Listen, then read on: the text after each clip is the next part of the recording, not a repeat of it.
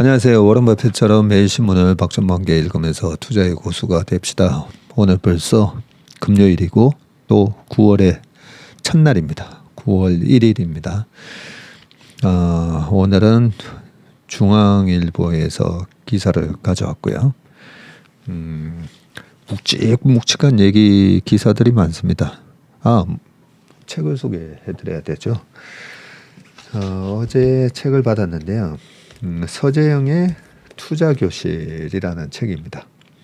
근데 이 책이 서점에는 안 나와 있다고 하네요. 네, 아마 뭐 네이버나 이런 데 들어가셔가지고 구입을 하실 수 있는 것 같고요. 이 서재영 대표님이 미래에셋 자산에서 혼자서 12조, 예, 어마어마한 우리나라 펀드 매니저로서는 직접 운용하는 규모로서는 뭐 가장 큰 자금을 운용하시지 않았을까 싶고요. 국민연금이나 이런 데는 운용하는 자산이 거의 뭐 180조 국내 주식만, 그리고 내부적으로 운영하는 자금도 거의 100조에 가깝기 때문에 훨씬 더 큰 금액을 운용한다라고 볼 수도 있지만, 국민연금의 내부에서 운영하는 거는 약간 패시브로 운영을 많이 하고요. 약간 액티브하고 또 패시브를 아웃소싱도 줍니다. 코스피 200을 벤치마킹 하라 뭐 이런 식으로, 아니면 배당형 벤치마크 배당 지수를 주면서 또 아웃소싱 많이 주기는 한데, 아무튼 일반 펀드로서는 우리나라에서 뭐 가장 큰 금액을 운용하신 분이 아닌가 하고요. 옛날에 미래에셋 계시다가 나오셔가지고 창의투자자문 설립하시고, 그때 김영희 교수님하고 같이 공동대표 하셨다가 나중에 이제 창의투자자문이 지금 대신 자산운용으로 바뀌었던가, 그러시고 그때 이제 은퇴를 하셨다가 최근에 담쌤으로 돌아오셔가지고 여기 양력이 있네요. 64년 안동이 고향이시군요. 7남매 중 막내로 태어나셨다고 합니다. 네, 넉넉치 않은 집안 사정으로 상고에 진학해야 했지만 그 연대 경영학과 나오신 걸로 알고 있거든요. 예, 연대 경영학을 전공하셨고 모치는 역량으로 인문과 역사에도 관심이 많으셨고, 맞다. 이 서 대표님이 그 국민은행 저희 바로 옆에 KB국민은행 자금부에서 주식 운용도 하셨어요.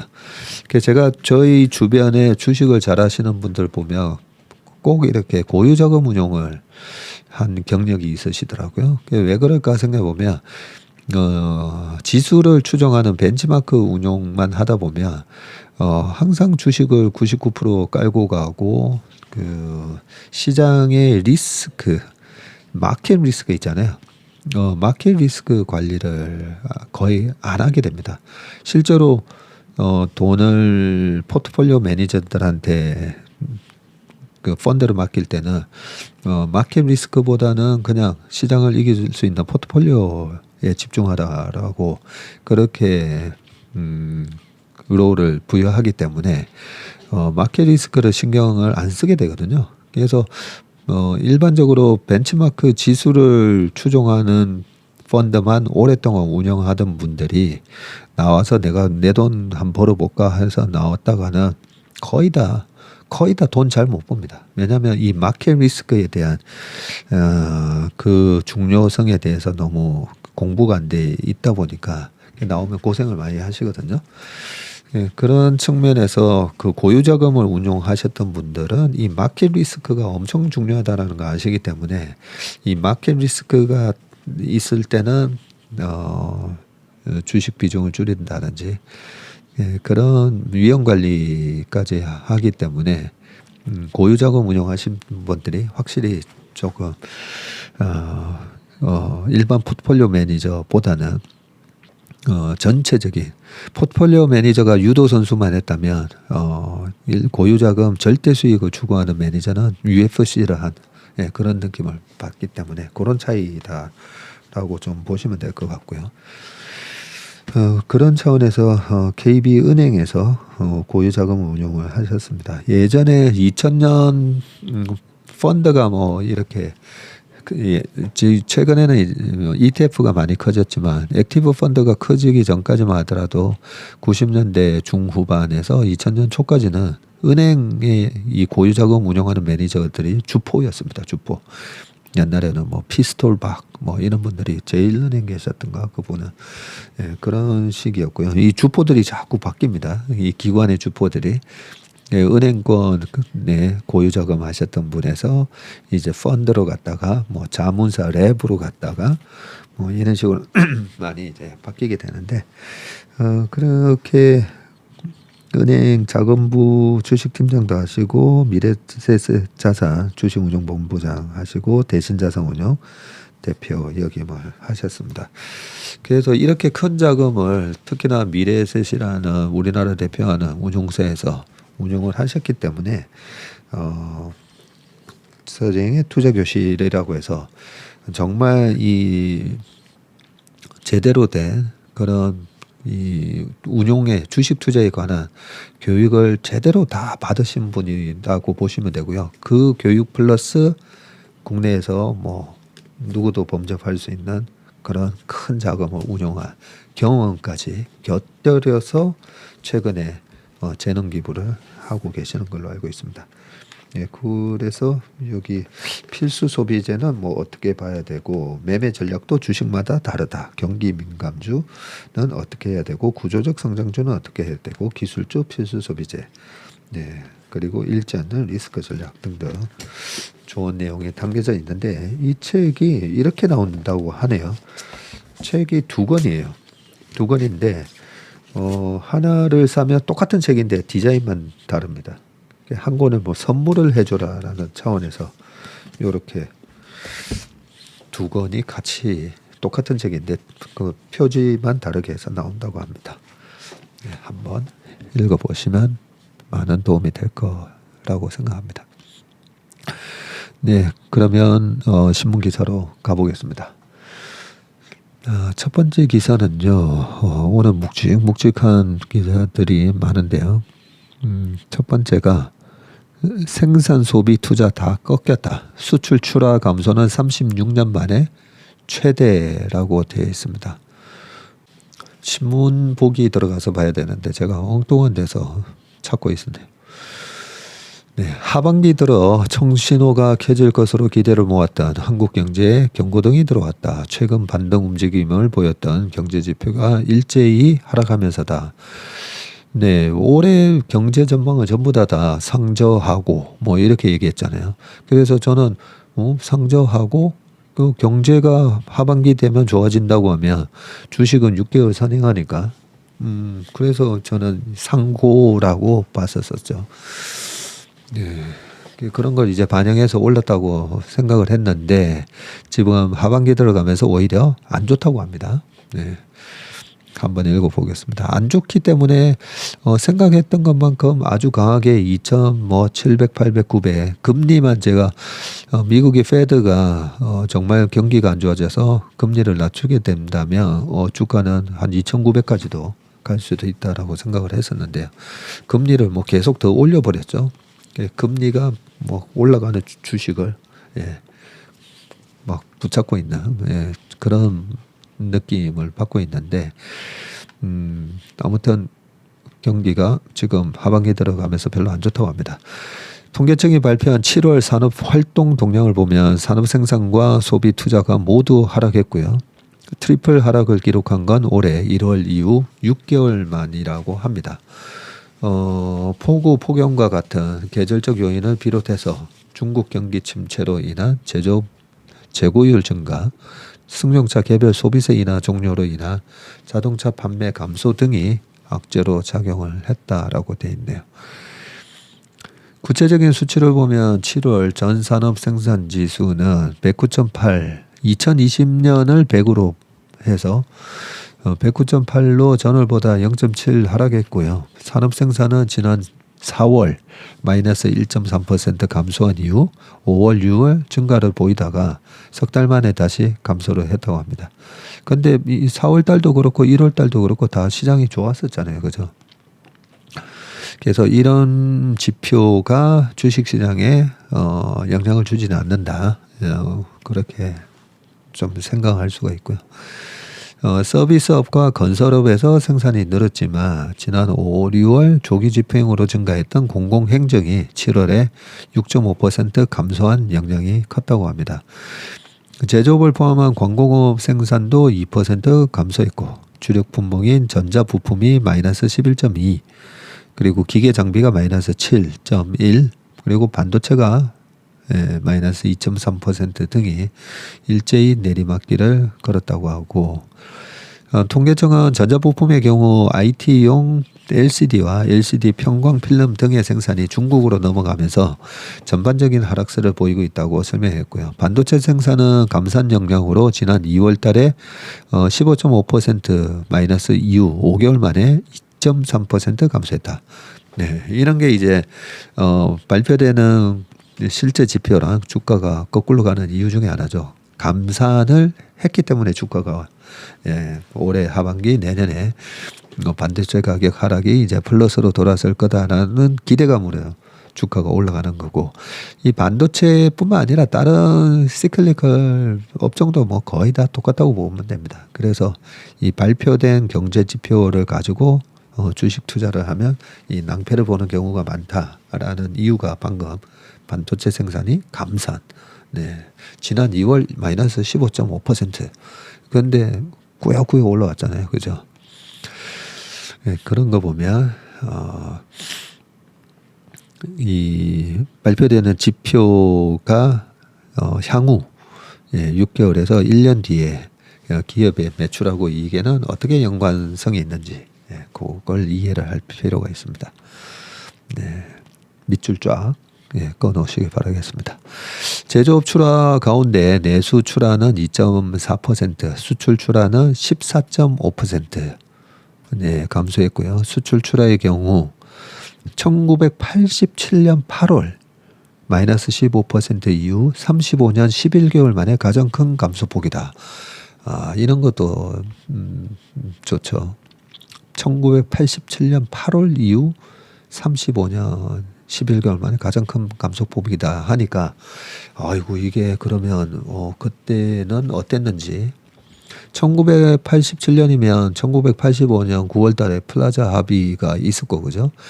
그때 당시에 엔달러 환율이 240엔 정도 했다가 엔화 가치를 절상시켜라. 이것 때문에 240엔이 딱 2년 만에 1980년도에 120엔까지 떨어지죠. 그러면서 말 그대로 5천만 원짜리 일본 차가 어떻게 되면 미국 사람들 기준으로는 이렇게 보시면 되겠네요. 2만 불짜리 일본 차가 4만 불이 되는 거죠. 엔화 가치가 높아졌으니까. 그렇게 되면서 일본에서 토요타가 그때부터 생산 관리에 신경을 써서 어제 우리가 공부했던 적기 시스템, 그 just in time 시스템 이런 거를 이제 하면서 코스트를 줄여버렸죠. 판매가 아무래도 엔화 강세로 인해서 판매가 둔화되는 거를 막으려면 PQC에서 우리가 기업의 가치가 P 곱하기 Q 마이너스 C라면 이 코스트를 줄여야 되잖아요. Q가 줄어드니까. 그러면서 토요타의 Just in Time 시스템 이런 것들이 탄생을 하기도 합니다. 그런 와중에 1987년 8월에 우리가 수출이 출하가 제일 감소했다는데 87년 6월인가가 6월 항쟁이 있었던 때 아닌가요? 네, 뭐 저희 형님이 87학번이기 때문에 저희 형님 같은 경우에도 1학년 때 거의 뭐 공부를 안 했습니다. 이때는 대학생들이 거의 나가서 이제 데모할 때라 가지고 그런 사회 분위기였기 때문에 여러 가지가 겹치면서 출하가 많이 둔화됐을 수도 있고요. 거기에다가 87년 10월 달 되면 이제 그 유명한 블랙 먼데이가 또 나오게 됐죠. 하지만 87년도에 블랙 먼데이 때문에 지수가 마이너스 한 35% 빠졌다가 미국 기준입니다. 네, 미국의 S&P 500은 결국 다시 그해 플러스 1%인가로 끝나긴 하는데요. 그래서 88년까지는 장이 좋았습니다. 예, 88년 일본의 니케이 225가 38,000원을 기록을 했던 것도 그 플라자 합의에 그렇게 엔화 가치가 2배로 절상이 됐음에도 불구하고 예, 니케이 225가 88년까지 계속 올라가고 우리 시장도 마찬가지였죠. 예, 그런 거를 생각해 보면 수출이 87년 8월 달에 15% 큰 폭으로 감소했다는 게 그때 주식시장 전후 사정을 보면 그게 또 주식시장에 큰 영향을 주지는 못했고 이 우리나라의 추락 감속이 어떻게 보면 나비 효과가 있었을 수는 있지 않을까 뭐 그런 생각을 합니다. 네. 나비 효과 왜냐하면 우리나라가 전 세계에 있어서 펀드 매니저들이 우리나라 수출 동향을 다 본다 했잖아요. 수출 출하가 이렇게 감소됐으니까 글로벌하게 경기가 위축되나 뭐 이런 걸 보면서 펀드 매니저들이 주식을 줄이기 시작하고 그게 어느 임계치를 탁 건드리게 되면 프로그램 알고리즘이 또 작동을 하거든요. 알고리즘이 작동하면서 어느 선에서는 바로 로스컷 주식을 비워 그게 이제 프로그램이 쫙 돌아가면서 10월 달에 박살났었기 때문에 그런 가능성은 또 한번 생각해 볼 수도 있습니다. 예, 어쨌든 87년 8월 이후로 지금 35년 11개월 만에 가장 큰 감소폭이다. 네, 한번 보겠습니다. 두 달 뒤면 10월 달이잖아요. 10월 달에 혹시나도 블랙 먼데이 같은 상황이 발생하는지. 네. 그런 상황은 발생 안 하더라도 희한하게 약간 비슷한 일어나는 그런 경우는 있더라고요. 일단 10월 달은 좀 조심해야 되겠다. 뭐 이런 생각도 좀 듭니다. 참고로 뭐 말 나온 김에 9월 달 S&P 500의 12개월 중에 가장 수익률이 안 좋은 달이 9월 달입니다. 네. 9월 달. 그래서 제가 말씀드렸죠. 9월 달 한번 월봉 한번 쭉 보시라고요. 그러면 미국의 빅테크 기업들도 최근 5년 동안에 9월 달은 왜 이리 안 좋았지? 5번 중에 3번 이상 빠지는 모습이 나왔기 때문에 여러 가지로 9월, 10월은 조금 약간 경계감을 갖고 주식시장에 임할 필요가 있습니다. 말을 너무 3,000%로 너무 많이 빠졌네요. 이번엔 3,000%가 아니라 저쪽에 미국을 갔다 왔네요. 네, 역사기에 87년이면 몇 년 전이죠. 아까 35년 전이라고 했네요. 네, 뭐 요 뒤에 기사는 뭐 한번 쭉 읽어보시길 바라겠습니다. 중요한 부분은 방금 말씀드렸으니까요. 네, 그 다음 기사로 넘어가겠습니다. 그 다음 기사는요. 김영석의 백년산책. 혹시 여기 이제 미국에 계시는 분들도 댓글을 다시는데 우리가 한국말로 3,000% 빠지다를 영어로는 뭐라고 얘기하죠? 그냥 우리가 뭔가 얘기하다가 내가 무슨 말 하려고 얘기했지 하면 뭐 I'm lost 뭐 이런 표현을 쓰기도 하는데 3,000% 완전 딴 얘기로 이래 빠졌다. 네, 이런 영어식 표현이 뭔가 모르겠네요. 혹시 아시는 분은 좀 댓글 달아주시기 바라겠습니다. 네, 두 번째는요. 이 김영석 교수님의 칼럼은 제가 꼬박꼬박 챙겨보는데요. 왜냐하면 저의 앞으로의 50년을 미리 살아보신 분이기 때문에 어떻게 살아야 되느냐 그 부분에 대해서 늘 고민을 하다 보니까요. 교수님 글을 많이 읽어봅니다. 100세가 넘으면서 김영석의 백년산채 120세도 바라보는 시대 장수가 축복이 되려면 100세가 넘으면서 가장 많이 받는 인사가 있다. 120세까지 사시라는 축하말이다. 나는 할 말이 생각나지 않아 고맙다는 표정으로 대신한다. 그런데 내 가족 안에서는 그런 인사가 없다. 네, 불가능한 일이기도 하고 104세인 지금도 힘들게 사는 모습을 보기 때문일 것이다. 여론조사 통계를 본 적이 있는데 100세까지 살고 싶으냐는 물음에 한국 사람은 51%가 그렇다고 답했고요. 일본인은 22%만이 그때까지 살고 싶다고 했네요. 저는 100세까지 살고 싶은데요. 일본은 세계에서 가장 장수 인구가 많은 나라죠. 지난해 조사에 따르면 일본의 100세 이상 인구는 9만 명이나 되네요. 9만 명? 와, 우리보다 10배가 높은 셈이다.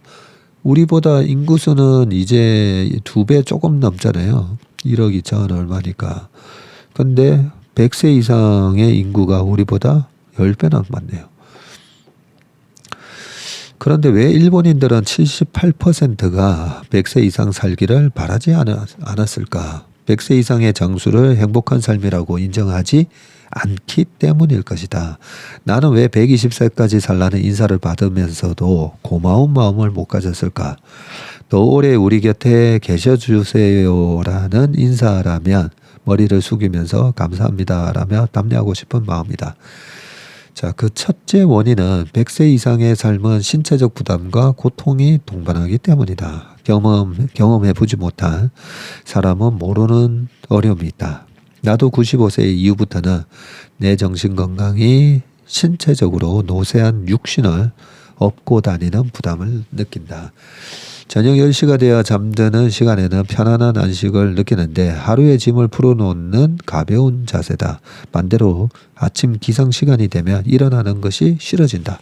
내 몸이 천근만근 같아지면서 30분만 더 자면 안 되나라며 누군가에게 물어보는 심정이다. 기상 자체가 주어진 부담이다. 이런 상황을 직간접으로 경험해 보는 사람들은 100세라는 산을 넘어서까지 살아야 하나는 생각을 갖게 된다. 100세 이상 사는 가족이나 신지를 보는 사람은 그런 상태 이전까지의 인생을 원하게 된다. 정신이 신체의 노예가 되면서까지 살고 싶지는 않다는 생각이다.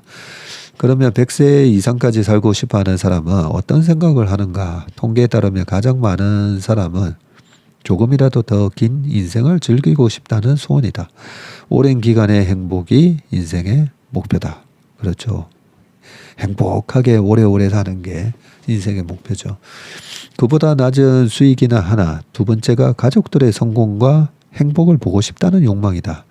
그것이 인간적 본능이라는 생각을 하게 된다. 세상이 어떻게 변해가는지 보고 싶다는 기대도 있었다. 죽기 싫어서 산다는 대답도 있으나 20% 정도뿐이다. 가는 데까지 가보자는 마음으로 산다. 100세까지 살기 싫은 이유는 무엇인가 하는 물음에는 가족이나 사랑하는 사람들에게 배를 끼치고 싶지 않다는 생각이 가장 많았다. 그러시겠네요. 그에 뒤따르는 것이 신체의 노쇠 현상에서 오는 걱정, 경제적 불안감, 더 좋은 삶이 불가능하다는 예측, 평균 수명이면 충분하기 때문이다. 어떤 죽음을 맞이하기를 원하는가라는 물음에는 자신도 예상하지 못했던 돌연사가 뜹니다. 이렇게 돼 있는데, 그러고 보니까 3월 1일 날 저희 장인어른께서 돌아가셨는데요. 85세로 돌아가셨는데, 처음에는 병원에 걸어 들어가셔서 9일 만에 돌아가셔서 막 되게 좀, 아니 어떻게 9일 전에 걸어서 막 이제 좀 폐가 안 좋으셔가지고 들어가셨다고 9일 만에 돌아가셨나, 뭔가 잘못된 거 아니야? 네, 막 이런 생각도 좀 했다가, 한편으로는 저희 외할머니 그 요양병원도 말씀드렸지만 주변에 보면 80 넘으셔서도 되게 아프신 분이 많잖아요. 우리 최일호 상무님 어머니도 파킨슨 병으로 오래 앓으시다가 얼마 전에 재작년인가 작년에 돌아가셨었는데, 그런 걸 보면 말년에 아프게 돌아가시는 것보다는 걸어서 돌아가셨다가 그렇게 갑작스럽게 돌아가신 것도 어떻게 보면 그게 축복일 수도 있다라는 생각을 하고 나니까 마음이 되게 편해졌었거든요. 그때도. 예, 뭐 제일 좋은 거는 9988 234 아니겠습니까? 그죠? 99세까지 팔팔하게 살다가 2, 3일 딱 좀 아프다가 돌아가시는 거. 9988 234. 네, 그게 가장 좋은데 그게 왜 9988일까 보면 이 김영석 교수님 말씀대로 김 교수님은 지금 104세시니까 이 100세 이상 살을 셨을 때 이 신체적인 그런 불편함이나 고통이 많으시군요. 네. 마지막 요 문장만 읽어보겠습니다. 국가와 민족에 대한 사명감. 그러나 그것은 누구에게나 주어지는 선물은 아니다. 자연인의 한계를 넘어 삶의 정신적 가치와 의미를 창조해가는 사람들에게 주어지는 특전이다. 자연의 한계를 넘어서 정신적 문화에 동참하는 것이 인간의 사명이니까. 인간은 시간 안에서 역사적 의미와 가치를 사회와 더불어 창조해 가게 되어 있다. 역사를 누가 이끌어 왔는가? 삶의 가치와 의미를 위해서 최선의 삶을 영위해 준 사람들이다. 위에 뒤따르는 또 하나의 삶의 창조적 영역이 있다. 내가 사는 공동체 의무를 사명으로 사는 사람들이다. 나와 더불어 가족을 우리와 함께 민족의 행복과 발전을 위한 삶이 본연의 책임이다. 정신적 가치를 창조하는 노력과 공동체의 기본이 되는 민족과 국가를 위해 주어지는 일과 사명의식을 갖추고 산다면 100세라는 시간적 한계는 사라지게 된다. 나이란 숫자일 뿐이라는 말이 진실이 된다. 나 같은 늙은이도 주어진 일이 있는 동안은 책임져야 한다는 의지로 삶을 계속하고 있다. 예, 이런 글을 읽을 때마다 이 김영석 교수님한테는 죄송하지만 120세까지 사시면서 이렇게 좀 좋은 말씀을 저희들한테 계속 좀 해주셨으면 좋겠어요. 네, 하여튼 그 교수님 건강하게 좀 더 오래오래 사시길 바라겠습니다. 세 번째는 박철환의 마켓나우 표준 경쟁 밀리면 시장 미래도 없다라는 부분입니다. 이 표준 경쟁 되게 중요한 얘기입니다. 그리고 이 표준을 누가 만드느냐, 표준을 만드는 헤게모니를 누가 가지고 있느냐, 네, 이게 참 중요한 부분인데요. 그런 어떤 얘기가 아마 있나 봅니다. 기업이 죽느냐 사느냐는 품질 경쟁뿐만 아니라 표준 경쟁에도 달렸다. 와, 이 첫 문장 자체가 굉장히 중요한 부분이죠. 기업이 죽느냐 사느냐는 품질 경쟁뿐만 아니라 표준 경쟁에도 달려 있다. 우리가 주식 투자를 할 때 제일 조심해야 되는 게 이 쇠퇴하는 기업을 사는 거거든요. 쇠퇴하는 기업을 사면 시간이 지나도 어떻게 되지가 않으니까요. 네, 좀 더 읽어보겠습니다.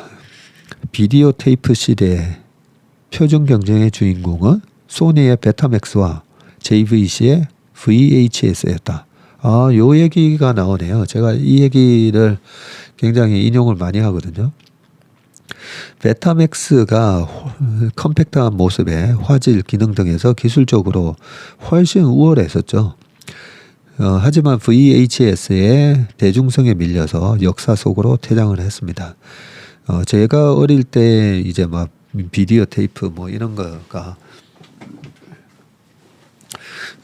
이제 탄생해서 대중화되기 시작했었기 때문에 제 어릴 때도 학교에서 집에 자동차 있는 사람, 뭐 전화기 있는 사람, 그다음에 비디오 있는 사람, 비디오 플레이어죠.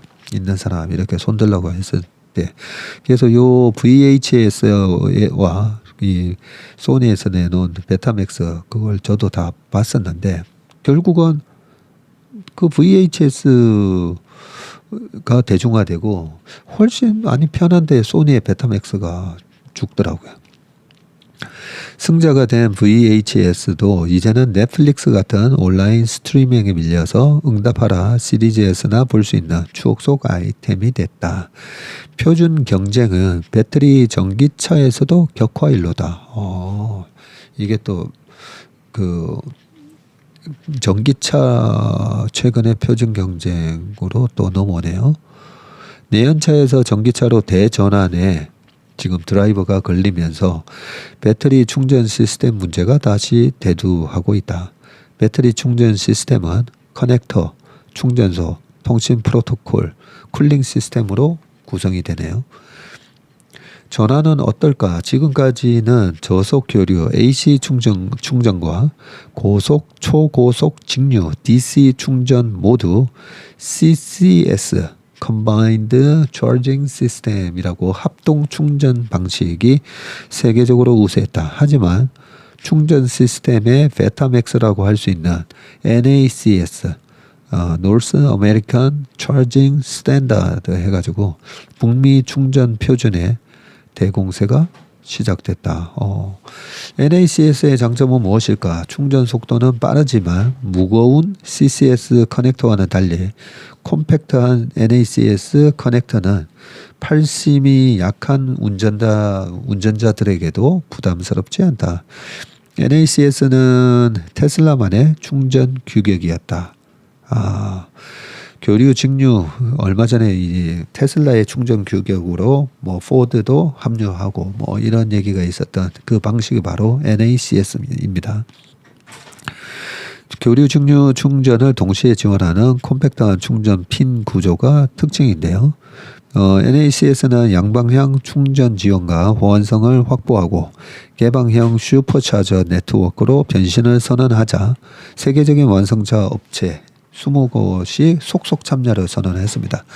전기차는 이제 구매할 만하게 됐지만 집밥, 거주지 충전기와 회사밥, 직장 충전기는 여전히 부족하다. 장거리를 나서면 휴게소 충전기는 이미 봉고 포터 같은 전기 트럭이 선점에 있기 일쑤이고 이 때문에 전용 충전 인프라를 가진 전기차 업체가 점점 더 유리할 수밖에 없고요. 독자적으로 초고속 충전소를 운영하는 현대 기아차도 국가 및 지역별로 표준 규격이 다양한 상황에 일일이 대응하기 어렵다. 아직 NACS 진영에 들어가지 않았지만 곧 합류 여부를 결정해야 할 것 같다. 배터리 전기차 스타트업과 배터리 전기차를 우습게 보던 전통적 완성차 업체들도 슬슬 기업 생존의 위기감을 느끼고 있다. 이런 위기감은 전통적인 완성차 업체인 포드와 GM 등이 앞다퉈 테슬라의 NACS를 수용한 배경이다. 가격 경쟁력을 확보하기 위해 배터리 팩 가격을 낮추는 것도 중요하다. 하지만 더 큰 비용 절감을 위해서는 표준 경쟁에서 이길 캠프에 동참하는 것이 더 중요하다. 생존과 번창에 직결된 문제이기 때문이다. 와, 되게 중요한 얘기다, 그죠? 박철환 서정대 스마트 자동차학과 교수님의 글이었습니다. 네, 그 다음은 우리가 기대해온 새 축이 흔들리고 있다라고 되어 있습니다. 그래서 이 새 축이 뭐지? 그런 생각에 읽어보겠습니다. 조윤재 서강대 명예교수님이고요. 한국은행 금융통화위원이시네요. 금년이 광복 78주년, 대한민국 정부 수립 75주년인데 이 짧은 기간 동안 한국은 최후진국에서 선진국으로 되어야겠다. 지금의 50대 중반 이상은 후진국 어린이로 태어나 중진국 어른으로 직장을 다녔고 이제 선진국 시민으로 은퇴기를 맞게 되었다. 그러네요. 서구의 3세기에 걸친 경제사회적 변화, 산업화, 도시화, 민주화, 세계화, 디지털 정보화를 단 한 생에 겪으며 살아온 사람들은 아마 지금의 한국인들이 유일할 것이다. 이런 격변을 겪어오면서 어떻게 개인이나 사회의 내면이 평화로울 수가 있었겠는가. 그래서 우리의 행복지수가 낮을 수밖에 없나 봅니다. 그것도 내생적 변화도 아니고 소나무에 마로니에 나무를 접목하듯 소나무에다가 마로니에 나무를 접목하듯 해온 제도의 단절과 변화를 감당하면서 우리 사회는 그 갈등과 스트레스로 그동안 끓는 솥뚜껑처럼 들썩여왔다. 그런 힘든 과정을 거쳐오면서도 오늘과 같은 도약을 이룬 것은 정말 큰 역사적 성취다. 기적, 정말 기적이죠. 문제는 앞날이다. 이러한 도약을 이루게 된 데에는 대한민국이 자본주의, 민주주의를 추구해 왔고 또 자유주의 질서를 주도해온 세계 최강국 미국과의 동맹관계를 맺어온 것이 결정적 힘이 되었다. 요게 세 가지 축이네요. 자본주의, 민주주의, 그리고 미국과의 동맹. 그러나 오늘날 이 세 축이 모두 불안정해지고 있다. 자본주의는 지난 한 세기 큰 시련을 겪으며 변화해 왔고요. 반복적인 금융위기와 소득 분배 악화와 경제 공황을 겪으면서 공산주의 혁명과 확산을 가져왔고 1930년대 이후 미국의 루즈벨트 대통령과 영국의 애틀리 총리가 정부 역할과 시장 규제 강화, 복지 국가를 지향하면서 수정된 형태로 존속해 왔다. 이때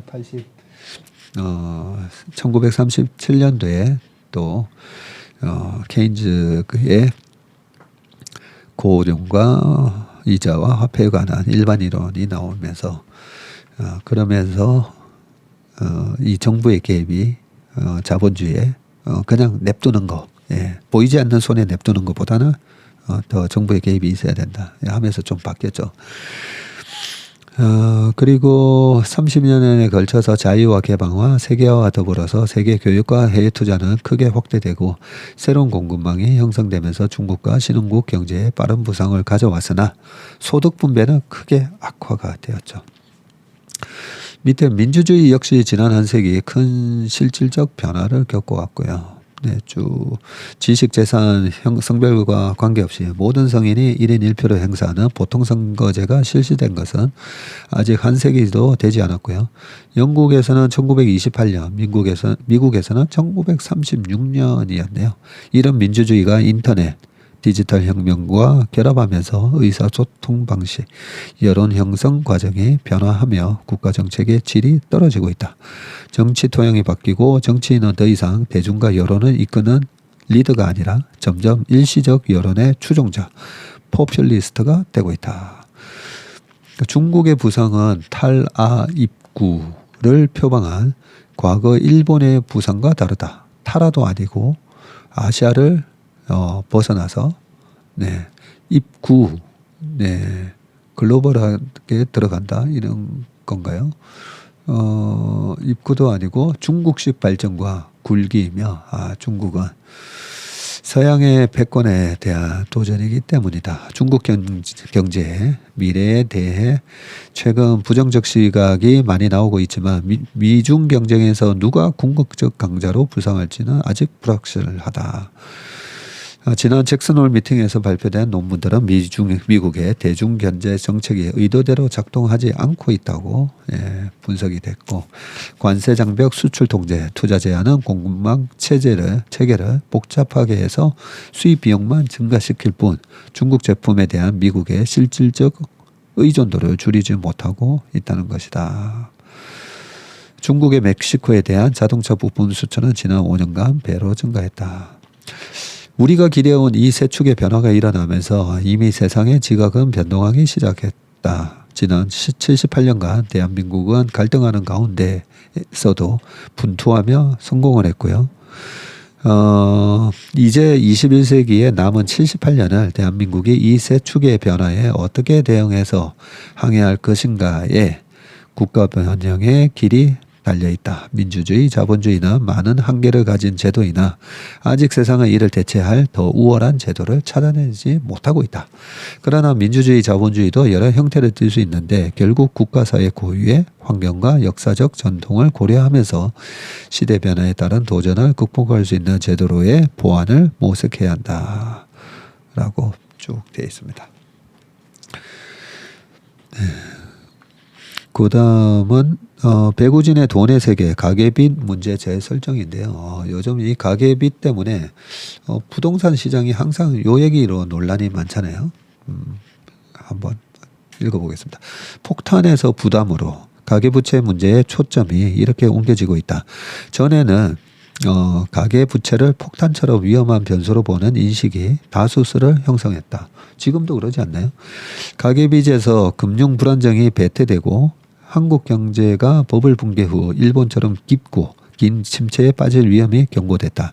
이제 가계부채를 경제를 짓눌러 성장을 저해하는 짐이라고 보고 대응 방안을 모색하는 접근이 전보다 늘었죠. 언론 매체 기사와 전문가 기구에서 나타난 이런 초점 이동에는 지난 몇 달간 한국은행이 낸 일련의 보고서가 영향을 준다는데요. 하는 보고서들은 가계부채 증가의 주요 악영향으로 원리금 상환 부담 증가에 따른 소비 위축과 그로 인한 경제성장 저하를 들었고요. 특히 장기 구조적 관점에서 본 가계부채 증가의 원인과 영향 및 연착륙 방향은 현재 높은 수준의 가계부채가 금융 불안정으로 이어질 위험은 제한적이라면서 부정적 외부 효과로 장기 성장세 제약을 맨 앞에 꼽았습니다. 적절한 문제 전환이다. 가계부채가 경제를 망칠 위험이 현실이 되는 경로는 높은 담보 인정 비율 (LTV), (Loan to Value라고 하죠. 이런 담보 가치 대비해서 얼마나 돈을 빌렸느냐. 담보 인정 비율입니다. 가계가 대출받은 금액이 담보 자산의 가치에 가까울수록 LTV가 100%에 근접하게 되죠. 금액이 올라갈 수도 있고 자산 가치가 떨어지면서 LTV가 100이 될 수도 있죠. 집값이 떨어져서 담보 가치는 물론 대출 금액보다 밑돌게 되면 금융회사들은 대출 회수를 위해서 담보 매각에 나선다. 집값이 더 빠지고 금융권 부실 채권이 증가하게 되죠. 금융회사들은 재무 건전성을 회복하려고 대출을 또 조이게 되고 신용경색과 경기 위축의 악순환이 소용돌이 치게 되죠. 국내은행 가계대출의 LTV는 지난해 말, 그래서 이게 100% 어느 정도 수준인가가 되게 중요합니다. 국내은행 가계대출의 LTV는 지난해 말 지역에 따라서 적게는 35%, 많게는 45%네요. 집값이 20% 급락하는 극도의 충격이 발생해서 가계가 원리금을 상환하지 못하더라도 금융회사는 담보 매각으로 대출 채권을 회수할 수 있고 LTV로 절연한 가계빚은 터지지는 않는다. 가계빚 폭탄설은 멀리 꽁꽁 묶어둔 맹수가 매우 위험하다고 주장하는 격이다. 가계빚 폭탄설은 이 맹수가 있는데 그것도 멀리 묶어놓은 그런 위험에 불과하다라는 말씀을 하셨네요. 네. 저도 여러 가지 생각이 있는데 이 LTV가 그래서 중요하거든요. 근데 해외는 거의 집값이 10억이면 한 8억 정도를 장기 30년 이상이 모기지로 해서 집을 사게 만들어 주다 보니까 단기적으로 이제 갚아야 되는 그 부담이 좀 적죠. 그렇지만 이 LTV가 뭐 80% 이러는데 우리 그 나라는 지금 35에서 45라고 합니다. 그러니까 집값이 50% 이래 급락하지 않으면 그럴 위험은 적다. 이런 말씀을 하신 것 같습니다. 네, 오늘 봄의 신박은 여기까지 하겠습니다. 이번 주말도 행복하시고 안전하고 건강한 주말 되시길 바라겠습니다. 고맙습니다. 기술적 분석을 동시에 할 줄 알아야 되는데 이게 참 말처럼 쉽지는 않습니다. 기술적 분석을 겸비를 했을 때 정말 투자의 고수가 되고 강세장에서 돈을 벌 수가 있고 약세장에서 내 돈을 지킬 수 있는 그런 수단으로 쓸 수가 있습니다.